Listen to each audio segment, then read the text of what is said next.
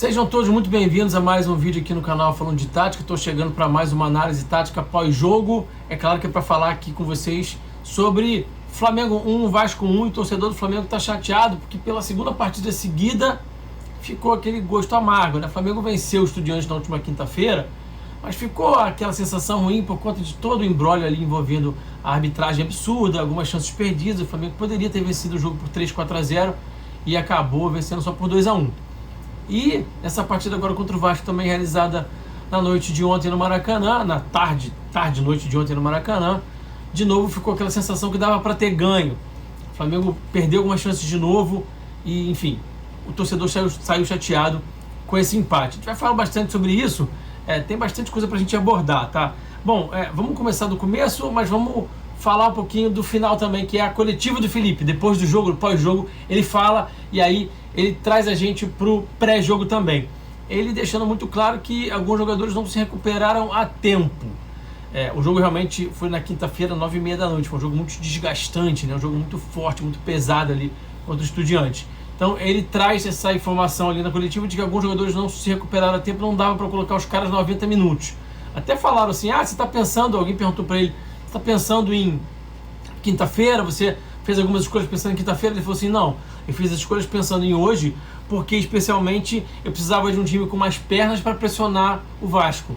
Então a ideia, ela faz sentido, faz muito sentido. Eu preciso de um time mais fresco, jogadores que estão mais descansados, para poder empurrar essa saída de bola do Diniz, tentar dificultar a saída de bola do time do Diniz, que o Diniz tem ali suas falhas. Eu sou um crítico do Diniz em algumas fases do jogo, né? Quem acompanha aqui o canal já sabe que eu falo de algumas coisas há muito tempo, mas se tem uma coisa que o Diniz sabe fazer bem, é a primeira fase de construção, né? Até porque ele usa muitos jogadores, envolve muitos jogadores, então isso também ajuda, né? Mas enfim, a saída de bola é qualificada, a gente sabe disso. Então ela é difícil de marcar. O Felipe opta por ter jogadores mais frescos. Só que futebol, como a gente sempre diz, é cobertor curto, né? Você tinha um time fresco, mas desentrosado. Para você subir bloco, você precisa estar um pouco mais organizado, um pouco mais entrosado. As movimentações, as dinâmicas precisam estar um pouco mais orgânicas na cabeça dos jogadores, mais claras na cabeça desses atletas. Não foi isso que aconteceu. Inclusive o Felipe optando por uma subida de bloco que deixava em alguns momentos alguns jogadores cuidando de dois adversários. Então aconteceu com o Plata, que tinha que cuidar em alguns momentos do Robert Renan e também do Pumita. A gente viu em alguns momentos o Carrascal indo saltar no zagueiro também, cuidando do ponto. Então o Felipe optava por não subir no pressing 100% individual, porque ele tinha o Verratti e ele precisava se proteger de quando essa bola longa fosse lançada para o Verratti, ele poder brigar pela segunda bola. Ele fez isso quinta-feira contra o Estudiantes também, fez essa opção, e é uma opção válida, não critico 100%, eu entendo que é uma opção que deixa o time um pouco mais balanceado, se é que vocês me entendem, né? Um pouco mais coeso, podendo defender melhor em cada contexto, entende o que eu quero dizer? Esse time com as pernas muito frescas, um time mais inteiro fisicamente, potencializou muito o pós-perda. Pós-perda você tem algumas regras de ação, você pode organizar, não só pode como deve, mas às vezes no pós-perda, só de você estar fresco, você já recompensa muito. Você perdeu, você lutou muito pela bola, seu companheiro vem também, você faz um 2 contra 1, já ajuda muito. O bloco alto você tem que estar um pouco mais realmente entrosado. A gente viu um time muito desentrosado em campo. Mas vamos falar sobre essa escalação, então, para também não ficar aqui essa dúvida, né? Eu vou jogar na tela para vocês que vocês sabem, mas vamos colocar aqui para a gente não esquecer, né? Eu devia ter colocado antes, mas vamos lá. Então, o Flamengo foi a campo com Rossi, Royal, Danilo, Ortiz pela esquerda. Achei o Ortiz um pouco desconfortável pela esquerda. O que vocês acharam? Vocês acharam ele também desconfortável pela esquerda? Comenta aí. O Ayrton foi a campo. A dupla de volante foi Saul e Alan. O Felipe optando pelo Alan e não colocando De La Cruz. E na frente, Plata, Carrascal, Cebolinha e BH. Que bela partida do Carrascal, hein? Foi a grande notícia dessa tarde e noite no Maracanã. O torcedor rubro-negro, se tem alguma coisa para comemorar dessa partida, foi a boa atuação do Carrascal, fazendo gol e fazendo algumas jogadas interessantes. Então, muito legal ver o Carrascal participando também. O Flamengo com essa escalação, enfrentando o Vasco do Diniz, que foi a campo com Léo Jardim, PH, o Paulo Henrique, né? O Cuesta, fazendo dupla de zaga com o Robert Renan, e na lateral esquerda o Pumita, improvisado por Modric, já que o Fernando Diniz optou por não colocar o Vitor Luiz e ele não tinha disponível ali o Piton também, que é uma peça muito importante nesse time. Do meio para frente, começando no meio campo, né? Hugo Moura e Cauã Barros, jogando mais recuados, nesse 4-2-3-1, e o quarteto de frente, Nuno Moura, Coutinho e Ryan, e mais à frente o Verratti. Grande partida do Ryan. O Ryan jogou muita bola, um jogador muito promissor. Eu venho falando do Ryan desde que ele começou a aparecer ali no Vasco, sempre exaltando esse jogador de muita força, habilidade, e fez um bonito gol de cabeça, subiu bem ali. Tem rubro-negro que está falando que ele se escorou ali no jogador do Flamengo que subiu com eles, foi o Carrascal, né? Não sei, acho que não particularmente, acho que não foi muito por aí não, acho que o gol foi legal sim, mas enfim. Galera, o like, hein, já ia me esquecendo, por favor, deixa o like aqui, tá? Deixa like, se inscreve no canal, compartilha o vídeo, comenta, hypa. Muito importante que você faça tudo isso. Se você puder fazer tudo, te agradeço demais. Se quiser contribuir financeiramente com o canal, tem também o Pix aqui do canal, o QR Code está na tela, e tem o nosso clube de membros, você paga muito barato e ajuda o canal, e tem benefícios em troca, benefícios muito legais. Tem um botãozinho aqui embaixo, ó, seja membro, clica aí, vai seguindo passo a passo, você vai ver que é merreca que você vai pagar, merreca, simbólico, e você vai ajudar o canal financeiramente, vai ter benefícios em troca. Todo mundo sai feliz, relação ganha-ganha. Vamos voltar aqui então para essas formações e falar um pouquinho sobre esse pós-perda que estava muito forte, que o Felipe tinha esse time realmente mais inteiro fisicamente, e isso potencializou muito o pós-perda do Flamengo. O Flamengo que faz um gol com 11 minutos de jogo, sem merecer muito, entre aspas, né? O Flamengo não vinha dominando o jogo. Por quê? Porque os dois times estavam muito bem em primeira fase de construção. O Diniz conseguindo mais uma vez fazer seu time sair bem com a bola, o Vasco saía bem com a bola, o Flamengo não conseguia encaixar o bloco alto, e o Flamengo também saía bem com a bola, por conta também de uma marcação individual dos volantes do Vasco, que vinham saltar nos volantes do Flamengo, e aí os zagueiros do Flamengo achavam nas costas desse volante do Vasco, o Carrascal e o Plato, especialmente o Carrascal. Carrascal, muita noção de posicionamento para se colocar como homem livre nas costas desses volantes do Vasco. Então o início foi um início meio de trocação, assim, porque os dois times começaram construindo bem. Então, com 10, 11 minutos, ali a gente tinha um jogo equilibrado e o Flamengo faz o gol. O Flamengo que não povoou muito a área durante a partida inteira e não estava pondo muito a área também na hora do gol. 3 jogadores só dentro da área contra 6 jogadores do Vasco. Dá para dizer que é uma falha defensiva, você não pode estar com 6 contra 3 e perder ali o duelo, né? Muito mérito do BH, que se adianta, né? Muita antecipação ali no lance, dá um tapa bonito no contrapé do Léo Jardim, que dá o rebote, e o Carrascal acaba fazendo o gol ali também, muito bem jogando no contrapé do Léo Jardim. O Flamengo faz o gol e o contexto fica mais favorável, obviamente, né? Condiciona o jogo a seu favor, e logo depois do gol, o Vasco me pareceu que sentiu mesmo assim o gol, mentalmente, psicologicamente, se abalou, e o Flamengo passou a ter mais posse, começa a controlar o jogo, e aí o Vasco começa a impor um jogo de um pouco mais de força. Depois de 6, 7 minutos ali, o Vasco se reorganiza, começa a voltar a sair bem, começa a construir bem, com fluidez essa primeira fase de construção, e aí isso dá volume de jogo ao Vasco e deixa o Flamengo desconfortável, e também esticando algumas bolas, fazendo algumas inversões, algumas lá nas costas do Ayrton, né? O Ayrton com essa dificuldade, essa dupla Cebolinha e Ayrton, gente. Eu falo isso aqui há muito tempo, vocês que acompanham aqui o canal há mais tempo, é uma dupla que defensivamente deixa muito a desejar, né? O Ayrton tem os seus problemas defensivos, a gente já falou aqui algumas vezes, não vou ficar aqui também insistindo, porque parecendo que é perseguição ao atleta. E o Cebolinha também é outro que eu falo já há muito tempo aqui, que tem pouco senso de urgência, tem pouco entendimento de leitura de espaço. É um ponta que não entrega uma marcação no nível que se espera do clube de regatas do Flamengo. Vocês que acompanham o canal aqui há mais tempo sabem muito bem disso, né? Então eu quero falar agora do gol do Vasco, gol de escanteio, né? Apenas o segundo gol de escanteio que o Flamengo sofreu nesse Campeonato Brasileiro. Mais uma vez o Rossi ficando pelo meio do caminho ali, hesitando, né? Entre sair e ficar, e aí nisso que ele hesita, a bola para na cabeça do Ryan, que cabeceia muito bem, faz o gol. O Vasco já tinha cabeceado uma bola com muita liberdade, né? Ali no escanteio também, já tinha conseguido um lance de muito perigo. Uma grande defesa do Rossi. O Rossi primeiro tinha salvado o Flamengo, tinha feito uma boa defesa, e depois ele fica nesse meio do caminho ali, o Ryan faz o gol, e aí coloca números finais na partida, né? Só que ainda faltava muito jogo. O gol foi aos 30 minutos, então tinha muita bola para rolar ainda, né? Depois do gol do Vasco, o jogo ficou um pouco mais equilibrado, o Flamengo conseguindo construir bem, conseguindo achar os passes nas costas dos volantes, e o Vasco também impondo um jogo de um pouco mais de força, mais confiante em campo, e o primeiro tempo se encerra ali nesse 1-1. Na volta para o segundo tempo, o Diniz coloca o Gomes, né, o ponta pela esquerda, e é um cara de mais força do que o Nuno Moreira. O Nuno Moreira sente uma contusão ali, e o Diniz já promove a primeira mudança no sentido de ter mais força em campo, jogador de mais força. Então o Gomes já era um cara que estava trazendo, implementando, né, imprimindo mais força ao jogo do Vasco. O Flamengo continuava conseguindo construir bem, continuava achando essas bolas nas costas dos volantes, e aí cada vez mais achava esse jogo por dentro, também porque o Coutinho e o Verratti baixam muito a rotação dessa marcação ali na frente, né? Apontei isso para vocês também aqui no vídeo pré-jogo, né? Falei sobre essa pouca mobilidade, essa pouca intensidade desses dois jogadores de frente na hora de balançar ali, na hora de fechar passe por dentro, na hora de saltar pressão, de deixar o portador da bola desconfortável. Então os zagueiros tinham liberdade para olhar, parar, pensar e achar esse passe por dentro. E cada vez mais isso foi acontecendo à medida que eles ficavam cansados, né?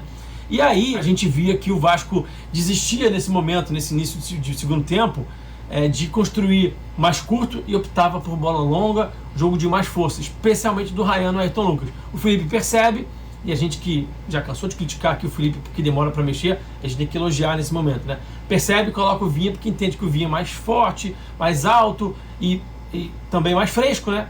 Com as pernas mais frescas, teria mais posição e mais capacidade física de duelar ali com o Ryan.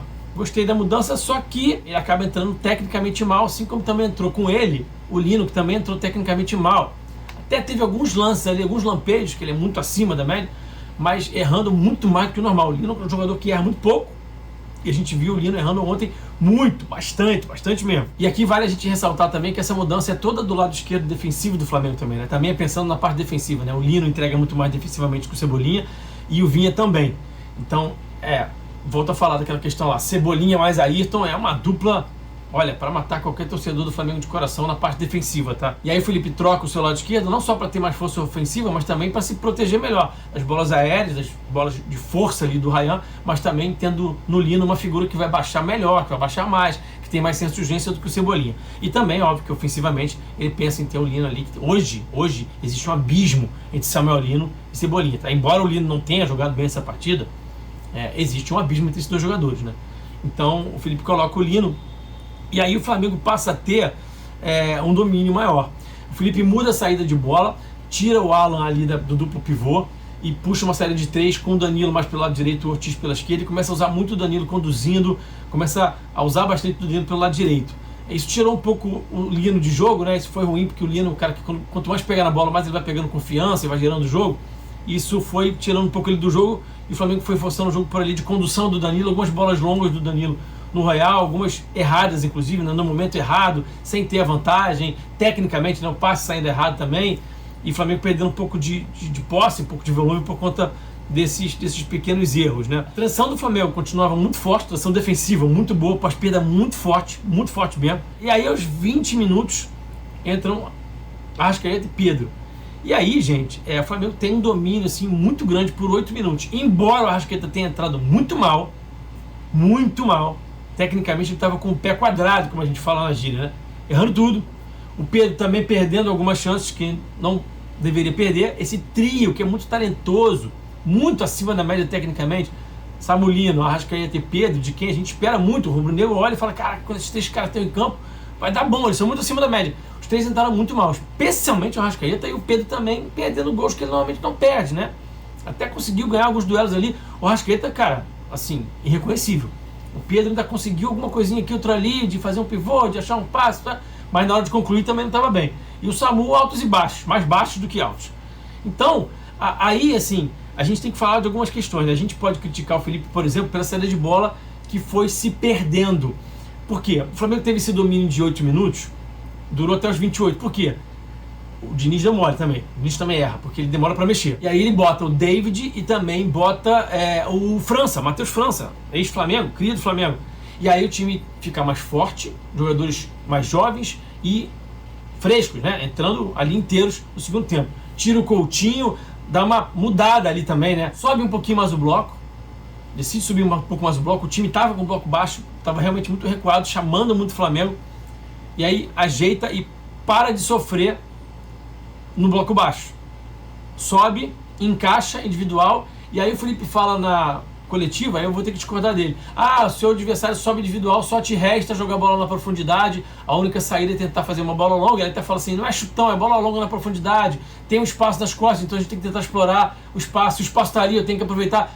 Até aí eu concordo com tudo isso, mas quando ele afirma assim, se teu adversário sobe individual, só te resta fazer isso, aí eu vou me permitir discordar, Felipe, né? Quantas vezes, Felipe, seu time teve o seu adversário subindo com muita gente, subindo individual, e você, através das suas dinâmicas que você promove tão bem, com jogadores talentosos, terceiro homem, acha um pivô, acha um apoio, e gera vantagem, tabela e sai jogando limpo. Quantas vezes eu vi isso acontecer?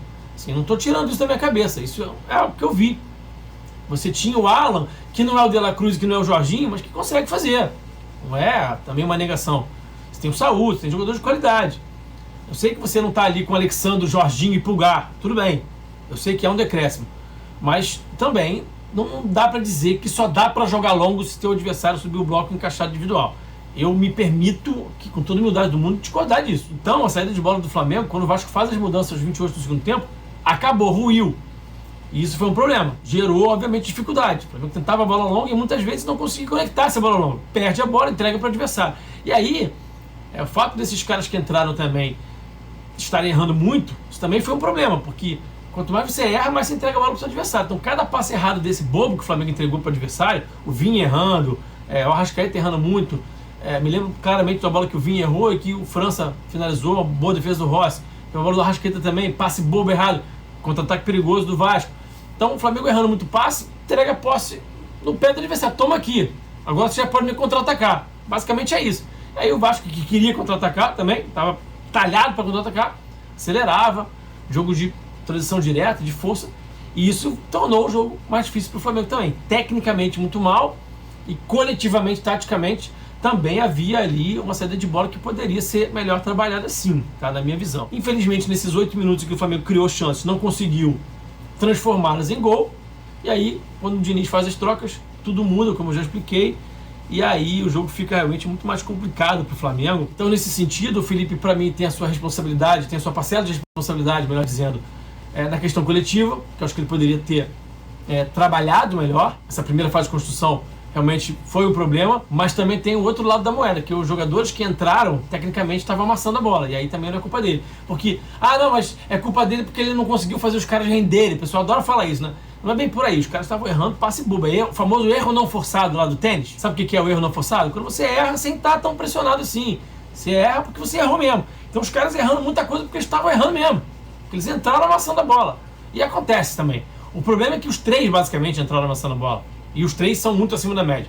Normalmente o que vai acontecer é que de repente um está um pouco abaixo, mas os outros dois estão bem e compensam.